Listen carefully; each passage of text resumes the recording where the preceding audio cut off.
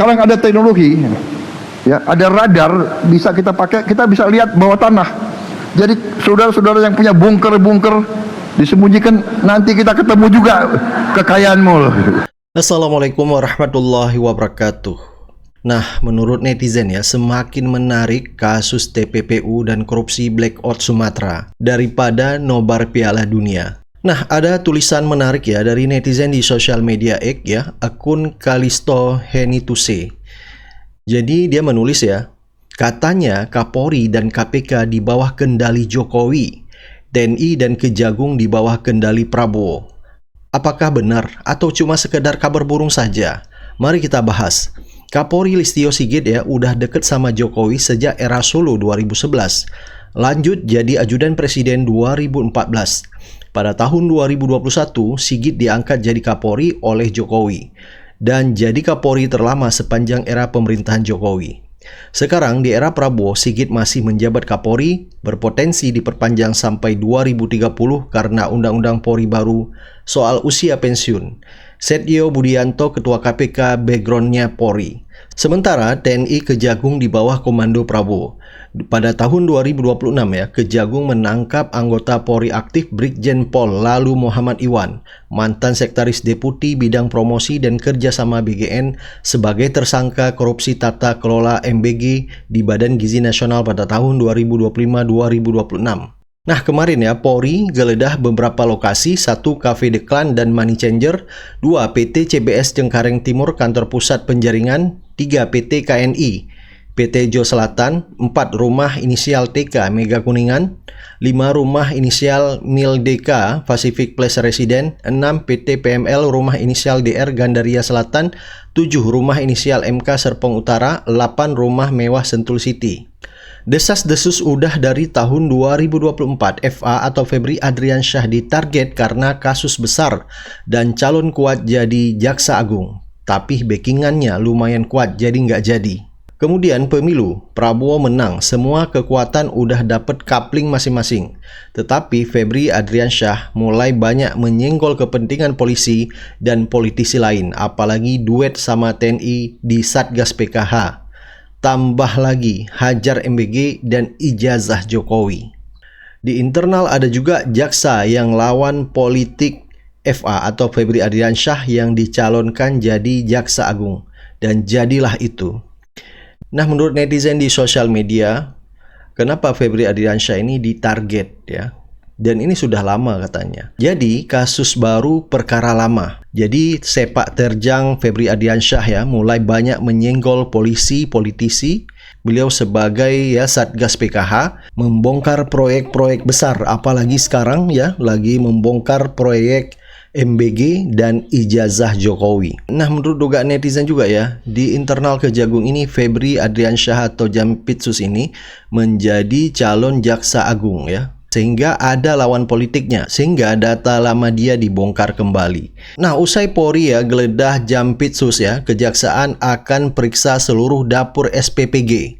Jadi katanya dapat perintah langsung dari pusat. Jadi menyisir seluruh SPPG di Jawa Tengah ya, termasuk milik Polri dan juga diikuti di daerah lain secara serentak. Nah, apakah ini juga serangan balik ya? Kita lihat memang Kejaksaan ya mulai membongkar semua yaitu kasus-kasus besar. Kita tahu bahwa 10 tahun terakhir di pemerintah Jokowi sebelumnya cukup banyak kasus-kasus korupsi yang dibiarkan begitu saja.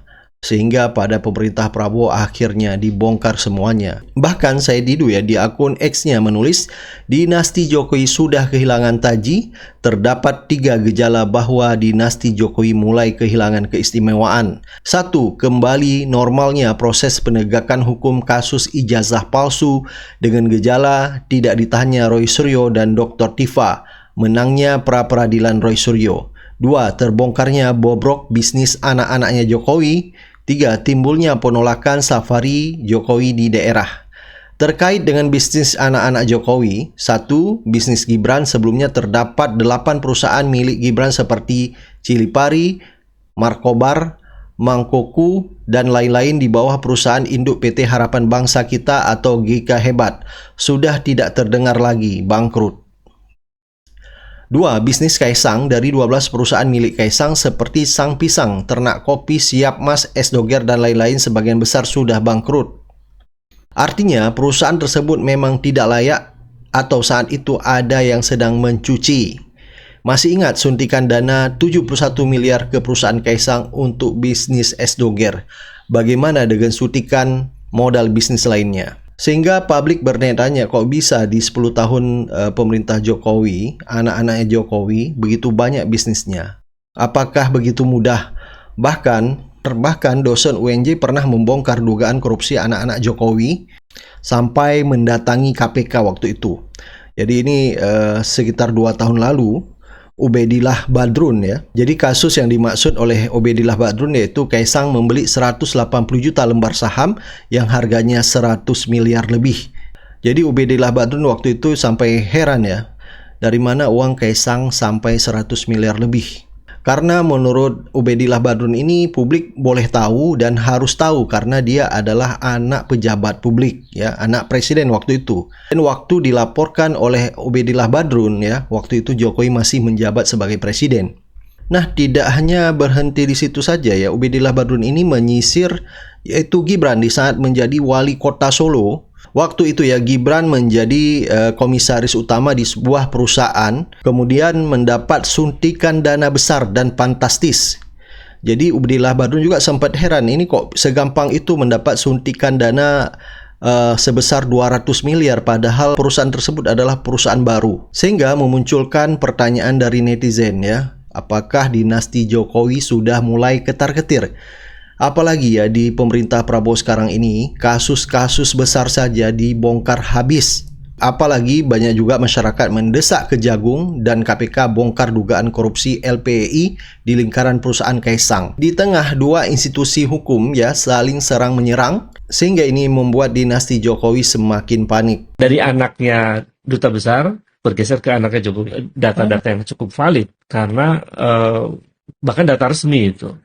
Bagaimana kita meminta secara prosedural ke Kemenkumham waktu itu, dan itu betul-betul dijamin oleh hukum boleh begitu, dan kita menemukan data-data bagaimana pemilikan perusahaan anak-anak Jokowi itu terjadi pergeseran kepemilikan saham dari anaknya duta besar bergeser ke anaknya Jokowi. Itu clear di situ. Dan ini yang ada urusannya juga dengan cold storage udang yang di Banyuwangi. Iya semua, termasuk beli saham perusahaan termasuk juga ini ya Persis Solo ya. Persis Solo. Dan itu kan banyak indikator yang menunjukkan bahwa ini aneh, startup baru dapat uang ratusan miliar, nggak mungkin terjadi kalau dia bukan anak Joko Widodo.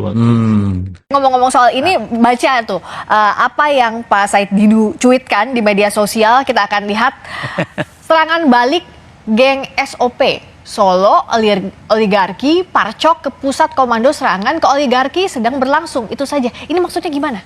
Ya saya karena drama kemarin itu bahwa yang ini kan Febri kan ketua tim PKH yang berkali-kali menunjukkan hasilnya menyita uang puluhan triliun dan disaksikan oleh Presiden Prabowo. Itu kan kerjanya tim PKH menertibkan oligarki. Nah, akhirnya orang kalau ini tidak diungkap kasusnya apa sebenarnya, maka orang bisa mengarah kepada tweet saya ini bahwa oligarki melakukan serangan balik kepada PKH, bukan kepada Febri, gitu kan. Nah, padahal bisa tahu memang murni penegakan hukum.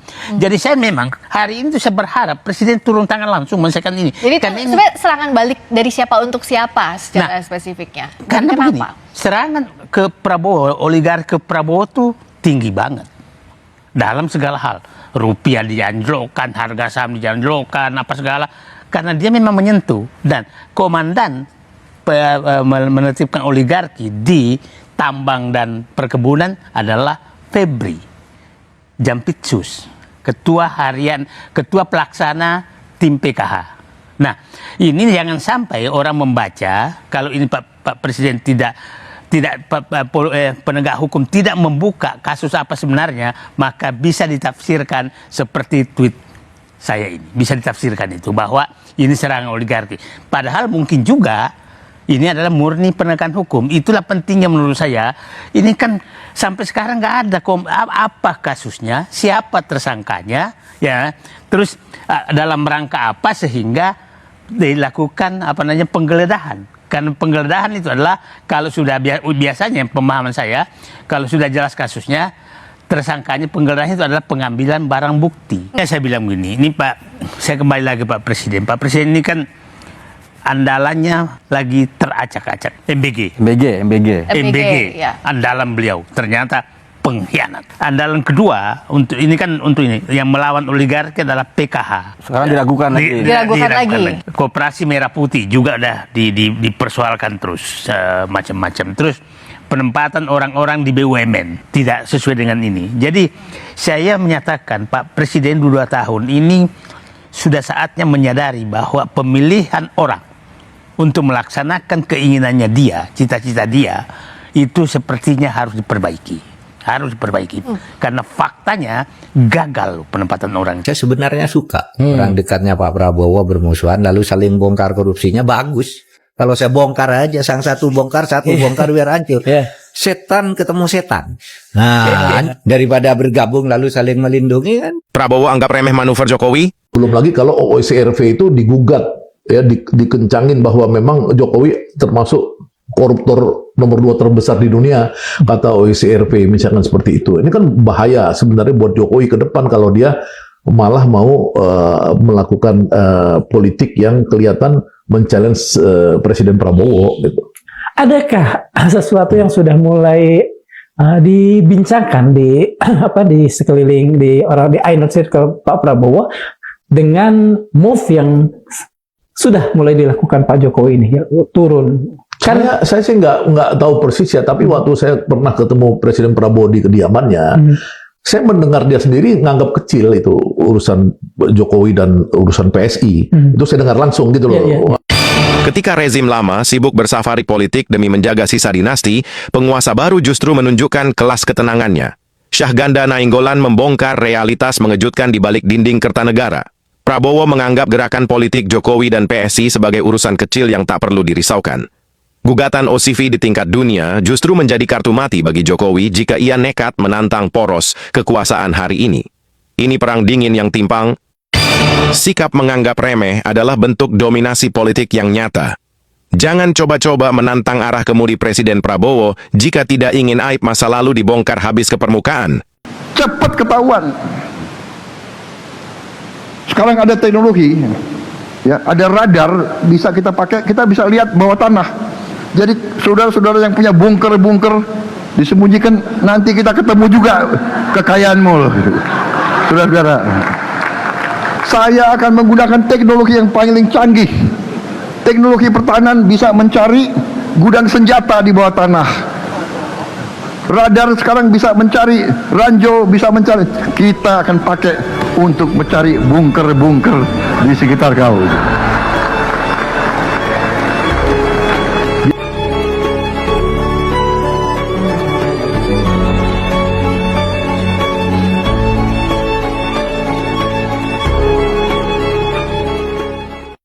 Ini kan kita nggak tahu ya, Jampitsus beneran tersangka korupsi apa bukan ya. Walaupun janggal ya, bukti udah tebal, tapi kita masih ragu mau nanya. Tapi jangan, UITE bos, UITE. Sebelumnya apresiasi buat polisi, entah dibalikin lagi ada gosip perang lembaga pakai gimana, terserah. Kita mah happy kalau ada yang ketangkep ya. Tapi kalau Jampitsus sampai jadi tersangka, gue salut sama Jampitsusnya. Karena gue baru lihat videonya di DPR, dia bilang kita akan berantas itu korupsi. Bahkan tahun lalu anak buah saya hampir pingsan nemuin nilai kejahatan, bukti kejahatan hampir 1 T. Bidi, nggak goyang dia ngomongnya. Kita dalam hidup ada bohong-bohong tipis tuh ada. Kita main werewolf juga deg-degannya bibir sampai getar, dia lancar ngomongnya. Sama tuh dulu Pak Ferdi Sambo juga begitu. Udah deh kalau tersangka ketemu udah berdua main werewolf sampai subuh sono. Bersihkan dirimu sebelum kau dibersihkan. Siapa yang bandel, siapa yang gablek, siapa yang tidak mau ikut dengan aliran besar ini, dengan tuntutan rakyat, pemerintah yang bersih. Siapa yang tidak patuh, saya akan tidak. Seluruh aparat, seluruh institusi, bersihkan dirimu sebelum kau dibersihkan. Saya ingatkan semua aparat, kesetiaanmu adalah kepada bangsa, negara, dan rakyat Indonesia. Kalau kau tidak setia kepada rakyat Indonesia, kalau kau menghalangi kebijakan-kebijakan yang untuk membantu rakyat Indonesia, saya akan tindak, saudara-saudara sekalian.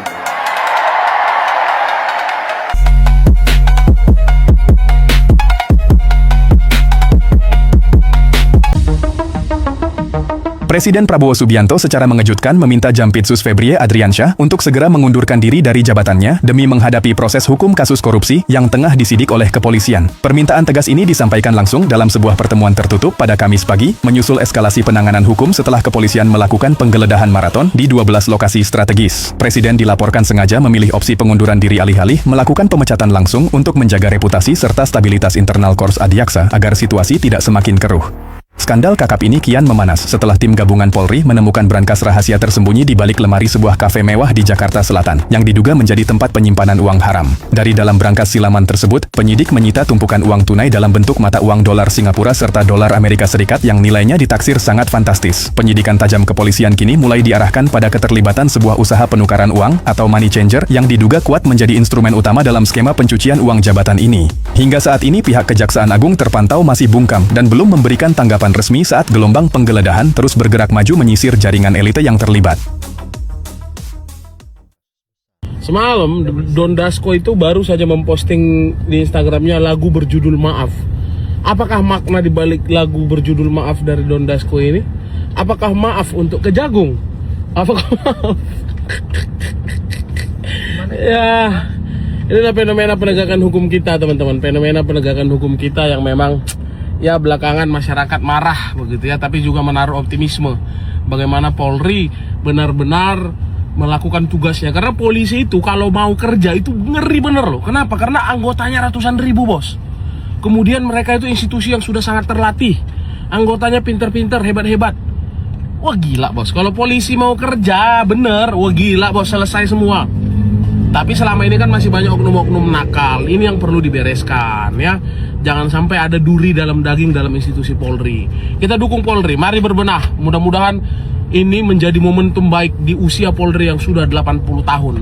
Ini kalau dalam usia manusia, Polri ini sudah orang lansia, lanjut usia. Artinya dia harus punya hikmat dan kebijaksanaan. Begitu ya. Kasus ini harus diusut tuntas dalam koridor presisi, yakni prediktif, responsibilitas, transparansi, berkeadilan, dan independen. Siapapun yang terlibat dalam korupsi batubara ini harus dimintai pertanggungjawaban secara hukum. Korupsi batubara bukan hanya merugikan keuangan negara dalam jumlah yang sangat signifikan, tapi juga berdampak terjadinya pemadaman listrik di berbagai daerah yang menyusahkan masyarakat dan tentu membawa dampak kerugian ekonomi dan lain-lain bagi masyarakat. Kami akan terus mengawal kasus ini agar berjalan sebagaimana mestinya dalam koridor hukum. Kalian lagi kebingungan kenapa rumah Jampitsus dijaga oleh TNI? Sini saya jelaskan. Semua influencer sedang sibuk membahas brankas miliaran rupiah milik Jampitsus Febrie Adriansyah. Izinkan saya untuk membahas hal yang jauh lebih penting, yakni mengapa rumah beliau dijaga oleh TNI. Dilansir dari detik.com, pernyataan Brigjen Nas mengatakan bahwasannya penjagaan militer di rumah Jampitsus berdasarkan Perpres nomor 66 tahun 2025. Dan ternyata setelah saya baca dan setelah saya pelajari, Perpres tersebut berisi tentang penjagaan jaksa yang dilakukan oleh TNI ataupun Polri dari segala bentuk intimidasi, teror, dan lain sebagainya dalam melaksanakan tugasnya. Sekali lagi saya pertegas bahwa penjagaan yang dilakukan oleh TNI maupun Polri terhadap kejaksaan dalam Perpres nomor 66 tahun 2025 adalah dalam konteks menjalankan tugas. Sejak kapan seorang jaksa yang diduga melakukan tindak pidana pencucian uang yang sedang digeledah justru mendapatkan perlindungan dari Tentara Nasional Indonesia? Terjadi abuse of power di sini. Atas dasar hal tersebut, kami Gerakan Indonesia Emas menghimbau kembalikan TNI ke barak. Jangan sampai TNI dijadikan kaki dan tangan untuk melindungi kekuasaan. Gua pikir malaikat, tapi ternyata sebelum Pak Sudi. Karena dibatasi kerugian negara ini hanya bisa seberapa yang dinikmati. Nah, ini kita lakukan. Untuk pertimbangan, dapat dibaca putusan yang kita ajukan tuntutan untuk perekonomian, itu hampir seluruh perkara di pertimbangannya hakim setuju. Tapi hakim tidak kenakan karena memang pasal 18 membatasi bahwa ini nggak bisa dituntut. Nah, inilah yang kita akan coba bawa ke gugatan perdata nanti melalui CPN kita. Tapi tujuan untuk pemiskinan sudah tepat. Nah, itu kira-kira proses penanganan. Nah, termasuklah penanganan-penanganan lain yang rembetannya terkait nanti ada perkara-perkara yang kita bisa ungkap besar. Itu selalu kita konsentrasikan dan fokus untuk pengembangan. Balik ke pertanyaan Pak Suding, termasuk perkara Zahrul Prikat. Ini menjadi perkara prioritas kita, yang di dalamnya memang sedang kita dalami nih Pak Suding. Sedang kita dalami. Tapi fakta yang ada ketika kita masuk, kita ketemu duit 1T, dan SOP kita juga jelas. Ketika anak-anak masuk, bagaimana menjaga supaya satu lembar gak hilang dan satu ikat. Itu selalu kita wajibkan dia bawa keluarganya, bawa ketua RT, dan tidak boleh menghitung kecuali orang bank. Sehingga clear and clean ketika barang tersebut bisa dibawa. Ini kira-kira mekanisme dalam yang saya buka sekarang di Komisi 3. bener-bener plot twist sekali ya. Tapi menurut gua level paling menjijikan dari koruptor itu adalah ketika dia seorang aparat penegak hukum pembasmi korupsi dan ternyata dia juga koruptornya. Itu bener-bener bapak dari bapaknya munafik sih. Sudah sampai ada tembakan, ini ngeri banget sabung elit atau konflik yang terjadi saat ini ya. Tapi kita sebenarnya sebagai rakyat itu sangat diuntungkan. Kenapa? Karena dengan adanya kejadian ini kita jadi tahu, oh ada yang nangkap koruptor tapi sebenarnya koruptor juga. Dan setelah kejadian ini gue yakin pasti pada buka kartu satu sama lain. Kalian tahu kotak Pandora? Iya, ketika kotak itu dibuka keluar semua kasus-kasus, keluar semua borok-borok, keluar semua rahasia-rahasia di dalam negara yang selama ini ada. Dan akhirnya terekspos ke publik dan masyarakat bisa nonton dan rakyat bisa tahu apa yang terjadi. Maklar-maklar kasus lah, terus para pejabat-pejabat yang sebenarnya nangkep-nangkepin juga bermain. Dan gue yakin ini semua atas izin presiden. Dan presiden membiarkan kejadian ini terjadi agar menjadi tontonan masyarakat bahwa mereka tahu juga bahwa hukum tuh gak kebal ke institusi manapun. Polisi kena, TNI kena, kejaksaan kena, harus kena semua biar dibersihin dah tuh semua. Gak ada yang main-main lagi, udah cukup. Dan kemarin padahal udah dikasih clue, udah dikasih tahu bahwa presiden tuh tahu banyak berangkas pada bandit ini. Cuma masih pada berani gitu loh. Emang pada gila serakah-serakah ini. Sekarang udah ketahuan pada panik dah, nggak tahu nih pada kemana nih. Yang sebenarnya diam-diam terikat juga dalam kasus itu. Gak sabar semua kasus-kasus dibuka. Lanjutkan. Izin 50 hektar bisa disulap jadi 100 hektar? Sekarang coba kita bayangkan.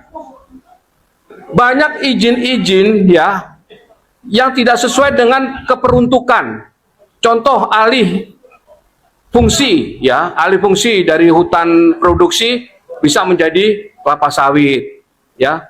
Banyak sekali ya yang dilakukan alih fungsi. Kemudian ada juga yang melakukan penambangan tanpa izin. Ada juga yang mendapat izin tapi digeser. Mendapat izinnya katakanlah penambangan 50 hektar, digeser bisa menjadi 100 hektar. Manipulasi di atas peta adalah akar dari penjarahan kekayaan alam secara legal. Mantan Hakim Agung ad hoc secara radikal membongkar trik sulap perizinan di Indonesia, di mana batas wilayah dengan mudah digeser dan dilipat gandakan oleh oligarki korporasi. Kritik sosial ini menelanjangi bagaimana hutan produksi dirampas menjadi kebun sawit ilegal dan tambang rakus, membuktikan bahwa hukum agraria kita seringkali tunduk di bawah kuasa suap mafia lahan. Ketika koordinat peta bisa dinegosiasikan di bawah meja, hutan kita habis diperas. Negara dirugikan, mafia kenyang, rakyat kebagian bencana. Kesempatan ini terakhir kali saya ingatkan, tidak ada lagi yang namanya bermain proyek. Tidak ada lagi jaksa yang minta-minta, ngemis, minta proyek. Coba lakukan itu dan ingat, akan aku tindak. Ingat, ini adalah peringatan terakhir untuk kalian. Siapapun Anda, belakangmu siapa, aku tindak dengan keras. Karena ini perbuatan tercela, penyalahgunaan jabatan lainnya. Jika ditemukan masih ada pegawai yang tidak mengindahkan peringatan ini, maka jabatan saudara akan saya copot dan saya pecat bila perlu. Bagi yang tidak punya jabatan, akan saya pecat. Ingat, saya tidak akan main-main lagi. Saya bosan menerima pengaduan-pengaduan di daerah yang selalu kalian lakukan. Ini kasus ironi besar. Selama beberapa tahun terakhir, nama Febri Adriansyah identik dengan penanganan perkara-perkara korupsi besar. Mulai dari kasus Jiwasraya, Asabri, BTS Kominfo, korupsi timah, hingga beberapa impor gula yang menyeret Pemlembong. Sebagai Jampitsus, ia berada di garis depan pemberantasan korupsi. Namun hari ini, justru dirinya menjadi sorotan publik. Beredar video dan berbagai klaim mengenai penggeledahan yang dikaitkan dengan namanya. Di saat yang sama, rumahnya mendapatkan pengamanan ketat yang memunculkan berbagai spekulasi. Ada pula penyidikan Polri terkait dugaan korupsi dan TPPU pada sejumlah perkara, termasuk yang berkaitan dengan pasokan batu bara untuk PLN, yang ikut menyeret namanya dalam ruang publik. Tetapi perlu ditegaskan, hingga saat ini belum ada pernyataan resmi yang menetapkan Febri Adriansyah sebagai tersangka. Dan sejumlah klaim beredar di media sosial juga belum terverifikasi. Disinilah kita diingatkan pada filsuf Prancis Michel Foucault. Ia mengatakan bahwa kekuasaan dan pengetahuan selalu berjalan beriringan. Mereka yang memiliki kewenangan menegakkan hukum juga akan selalu berada di bawah sorotan dan pengawasan. Dalam negara hukum, pengawasan itu bukan ancaman, melainkan bagian dari mekanisme menjaga akuntabilitas. Karena itu, masyarakat tidak boleh terburu-buru menghakimi, tetapi negara juga tidak boleh membiarkan keraguan publik menggantung tanpa jawaban berlarut-larut. Jalan keluarnya ya hanya satu, transparansi, proses hukum yang independen, dan pembuktian yang terbuka. Sebab pada akhirnya keadilan tidak hanya harus ditegakkan, tetapi juga harus tampak ditegakkan. Gibran, kenapa baper ya gak digandeng Prabowo 2029? Tapi kamu keren sih, gak digandeng milih bertanding dengan Prabowo. Paten, yuk bongkar. Munculnya pemberitaan Gibran siap lawan Prabowo dan relawan Jokowi maupun Gibran yang selalu mengkampanyekan Prabowo 2 periode ini menunjukkan kepanikan, ketakutan, kecemasan, dan yang paling pasti baper tingkat dewa. Ini kan gede pasak daripada tiang, pepatah kuno yang paling cocok disematkan untuk Jokowi dan Gibran. Lah kok bisa? Gini, kemarin Jokowi safari di Lampung, meski harapannya mendapat simpati dan dukungan publik, nyata-nyatanya malah mendapat penolakan dari rakyat.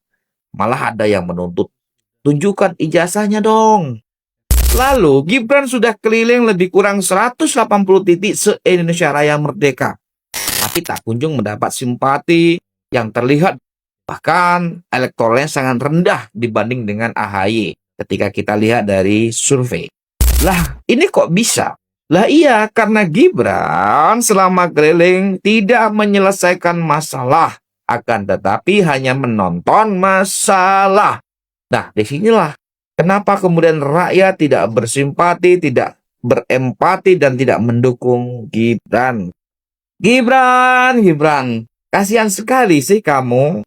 Ingat ya Pak Mul, karma kehidupan itu ada dan pasti berlaku. Apa yang kau tanam, itu yang kamu tuai. Selamat menikmati. Gelar anak haram konstitusi itu akan kamu bawa hingga akhir hayatmu lo ya. Jangan sampai gila kalau tidak terpilih besok.